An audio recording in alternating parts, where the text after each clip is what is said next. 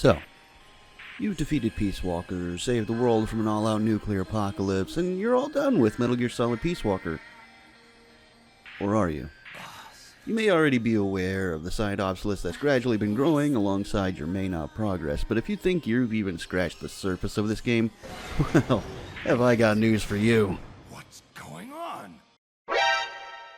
Perhaps surprisingly, Peace Walker as a PSP game has undoubtedly the most content of any of the Metal Gear Solid series, most of which only unlocks after you've seen the credits. With such a rich post-game experience, it's easy enough to get lost in all the options, or worse, lose interest entirely. Without spoiling this 15-year-old game, the first set of credits is not the only set of credits, and the game asks you to engage in some of its post-game in order to see the second set. Not only is there a true ending to this monolith of a game, but also a load of items and systems to keep you engaged in what, at times, may feel like an endless grind. Hey, what's this footage of Monster Hunter doing here? In this series, my aim is to show you some tips and tricks to streamline your post-game experience in order to see some of the more extremely powerful equipment you can eventually gain access to. Not to mention, if you have any interest in individual level speedrunning or New Game Plus runs of the game, this is how you'll be able to get up to speed, pun absolutely intended, the most efficiently. It's worth noting that in order to unlock some of the extra ops I'll be discussing, you'll have to go through a number of others, oftentimes unrelated entirely to what you're aiming for.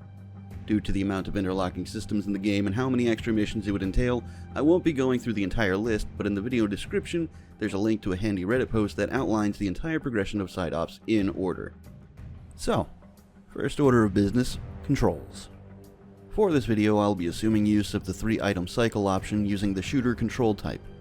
These are the preferred options for speedrunning the game as it allows quicker and easier access to your growing list of items and weapons.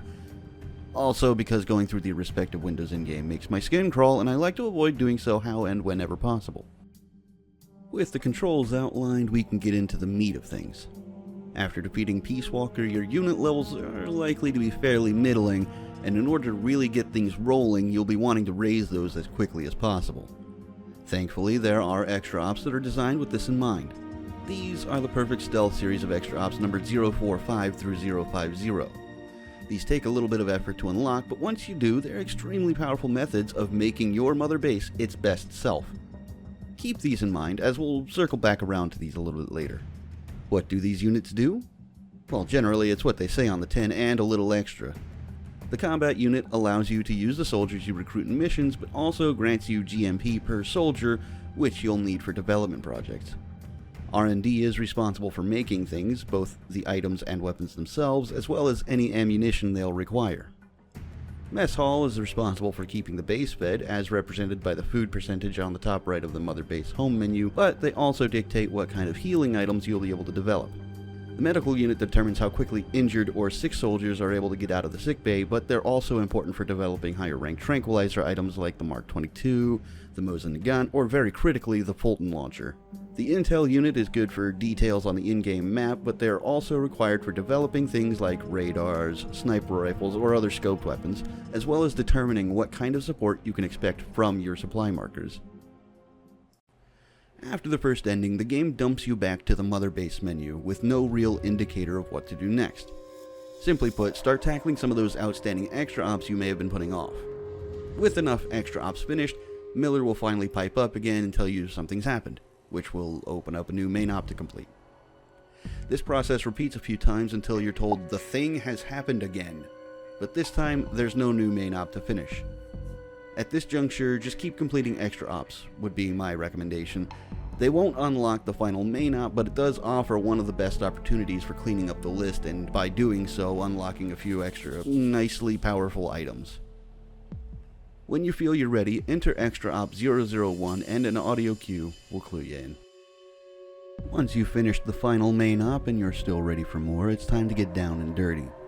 By this point, you should have a truly impressive list of extra ops unlocked, but it's still not over yet. Now, it's time to grind those Mother Base levels. Using the aforementioned Reddit list, start making your way down to the perfect stealth missions. The extremely important ones will be 046, 049, and 050. 046 will net you an S-rank Mess Hall soldier and an S-rank Intel soldier for each run through the map. The Mess Hall Soldier, who incidentally has a high chance of having 3, 4, or 5-star chef traits, and therefore allowing for higher rank ration and curry development, is the second soldier on the map. This is consistent, so there's no need to bring the analyzer along. As for the Intel Soldier, he'll be the sniper on the ridge in the second area. You can actually begin the Intel grind before unlocking 046 as long as you have Fulton Mines available, as the exact same soldier on the Rescue Chico mission is also an S-rank in Intel. In fact, if it's only Intel soldiers you're interested in, Rescue Chico is actually the faster option, as you won't have to clear 3 extra screens in order to finish the mission. EX049 is unequivocally the most important extra op to unlock, as not only will this net you at least 2 extremely good R&D soldiers, the traits these soldiers commonly come with are required for some of the most overpowered weapons and items in the game. These soldiers aren't even particularly difficult to find, as they're all prisoners planted around the maps. The first prisoner is on the center catwalk between the computer console. If you have the Fulton launcher available to you at this point, you don't even have to bother with climbing the stairs up, just aim at the computers and let loose. The second prisoner is between the 2 pillars in the very next room, and the third is on the top of the table in the final room.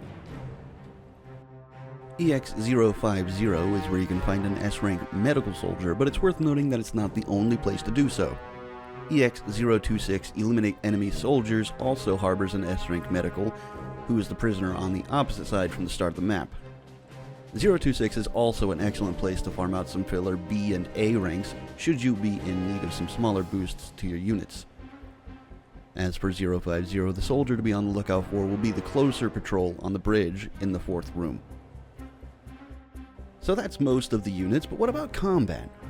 Well, combat is ironically the most tricky unit to max out. The most effective way to do it and gain actually useful soldiers at the same time is to use the recruit option on the Mother Base menu, but this comes with a caveat. The recruitment mission's results will depend entirely on how much heroism you recruit. Ideally, you want over 100,000 heroism points, but this takes a very long time to get up to. That being said, as long as you have over 25k, you'll begin to get a trickle of usable folks in line. And it absolutely is a trickle. Each time you run the recruitment mission, you'll only be able to recruit 1 soldier at a time until you reach that 100k threshold, at which point you can have up to 8 soldiers at a time. Heroism also unlocks special battle shouts, which you can allocate in the mission prep menu under Co-ops Comms. So, how do you gain heroism?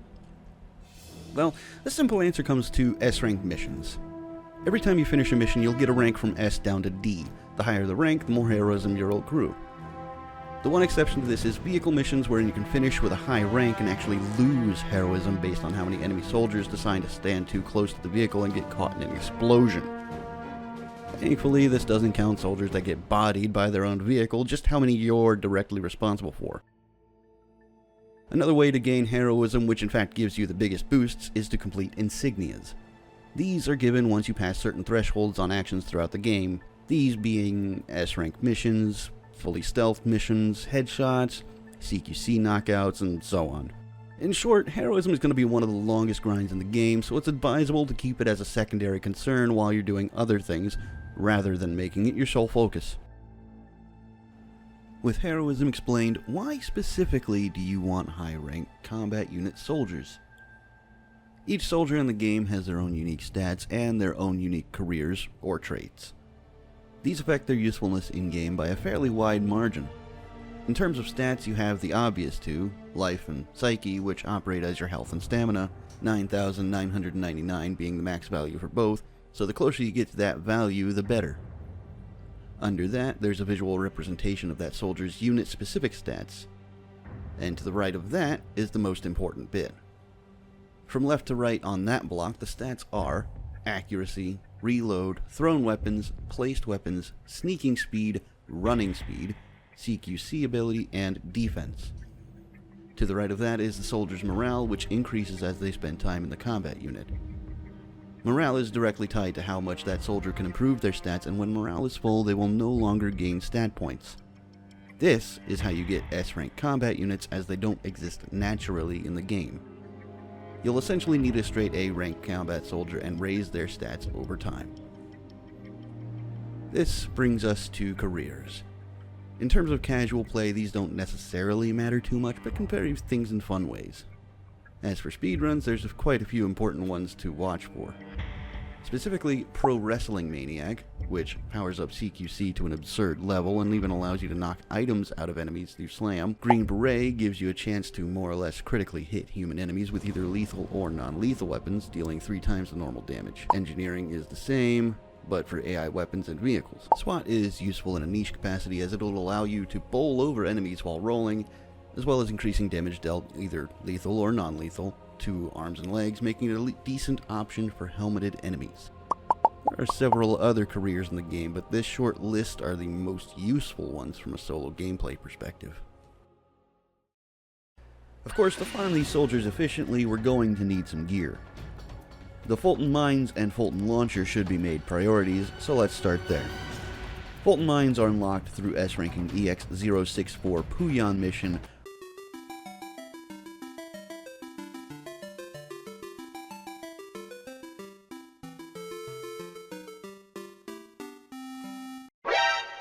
which is a relatively simple affair. Just don't allow any of the soldiers to fly off screen and you're good. Once you have the mines, you'll be able to nab the intel soldiers from either Rescue Chico or EX046. The launcher is unlocked by just completing EX098 MBTK-70 Custom. The custom tank variants can hurt, so make sure you bring your best armor, heals, rockets, and supply markers. As stated, your intel unit determines how good your supply drops are, so it's worth investing in them first. Sleep grenades and the rubber slug twin barrel are 2 absolute musts for S-ranking missions, so aim for those next. The twin barrel can be found by completing EX023 Eliminate Enemy Soldiers. Rank doesn't matter, so blast away. The sleep gas documents are obtained through S-ranking EX027 Eliminate Enemy Soldiers, so make sure you've got the rubber slugs before going in. This is a good point to discuss how to efficiently pass time for your R&D team to finish developing your items.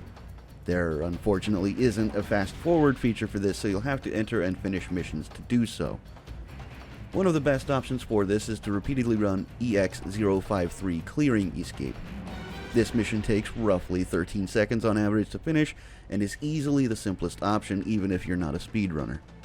All you need to do is bring a box and rush the goal by knocking over the 2 guards in your way. Rinse and repeat until you've gotten the items you need. Next up are our bread and butter launchers, the M202A1 and M47. The 202 can be found by S-ranking EX062 Dead Man's Treasure for the 3-star version and EX107 MI24D Custom for the 4-star version, after which the 5-star version can be made once you have the requisite unit levels. The M47 becomes available after S-ranking EX111 AH56A Raider Custom. S-ranking choppers is remarkably easier than S-ranking tanks or armored vehicles, since all you need to do is attack the chopper's canopy and deal with the pilot rather than removing waves upon waves of enemies to get him to show. In order to blow the canopy, bring your best LMG between the PKM or M60 and hammer away. I also recommend having the Fulton launcher for these, since trying to hit the pilot with the Mark 22, twin barrel, or Mosin Nagant can prove to be less than ideal, whereas the Fulton launcher hits in a fairly wide area and allows you to just aim at the chopper's nose. After your launchers, it's time to go after the Infinity Bandana. This can be done by S-ranking EX119 Peace Walker Custom. This is actually easier than it may seem, especially with our mega launchers at work. Bring along your LMG or chaff grenades for when she starts her EM pulse attack, and you should be able to manage this just fine. Once you have your bandana, it's time for the last important piece of kit, the M134 Gatling gun. You'll receive these documents from S-ranking EX075 LAV Type C Custom. Now, this one you'll absolutely need to do more or less normally. The best practice I've been able to come up with is to smoke yourself off and post up next to the shipping crate you start at. Fire off Fulton launchers until the first wave is gone, and just repeat as new spawns arrive until the commander pops out. Use the Fulton launcher until the commander is dealt with. Keep your head on a swivel and make sure you heal as needed, as once you start attacking the commander, he'll start fighting back, and the LAVC Custom, as usual, hurts a load. With the crew you've assembled and the weapons you've developed, you're now just about ready to engage in individual level, or IL, speedrunning. Before that, though, there's just one last thing. You need proper attire for tearing through Costa Rica, after all. I love the beach. The swim trunks and bikini top are special camos that are incredibly important for one simple fact. They are the lightest weight outfit, which means fast. The downside to these is that they only allow for one primary weapon slot, and that makes them a little less than useful for missions that require, say, a lethal and non-lethal weapon. With that said, though, they're very useful, which means we want them. To get them, you'll need to S-rank both date missions, complete all extra ops, and return to both dates, where the documents will be on the pier. S-ranking the date with Paz is a little tricky in that you'll need to use co-ops comms to say 16 things that she likes. In the description, there's links to pictures showing a full array of 16 usable comms for both English and Japanese, in case you've decided to have both versions. What are you doing like that? I love the beach. Alternatively, you can slot in 10 of these and use each one twice to accomplish the same goal.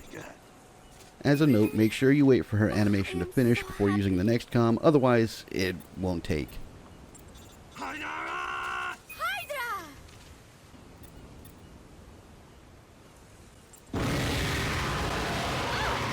As for Kaz, his is much simpler.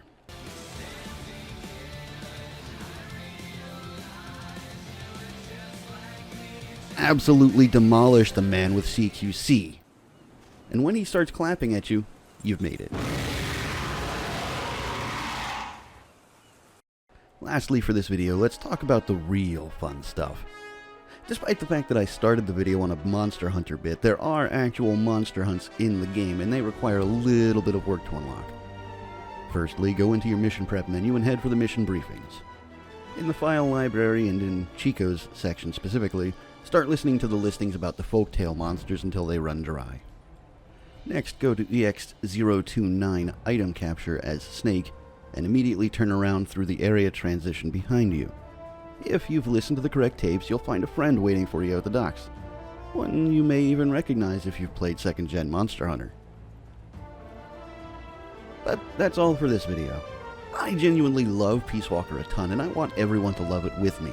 And if this video helped you find an appreciation for this silly, epic game, then I'll consider it mission success. If you enjoyed the video itself, tap a like and leave a comment for what you'd like to see me tackle next. I have a much larger project in pre-production, but until that's somewhat more ready, I'm trying to put a little more effort toward growing the channel through fun Metal Gear things. With all that said, though, I spent about 20 hours playing some Freedom Unite to get you footage of Tigrex, who only bothered me a little bit. Just a little bit. So if you'll excuse me, I've got to go bash his face in now that I'm done working on this whole thing. I'll see you next time.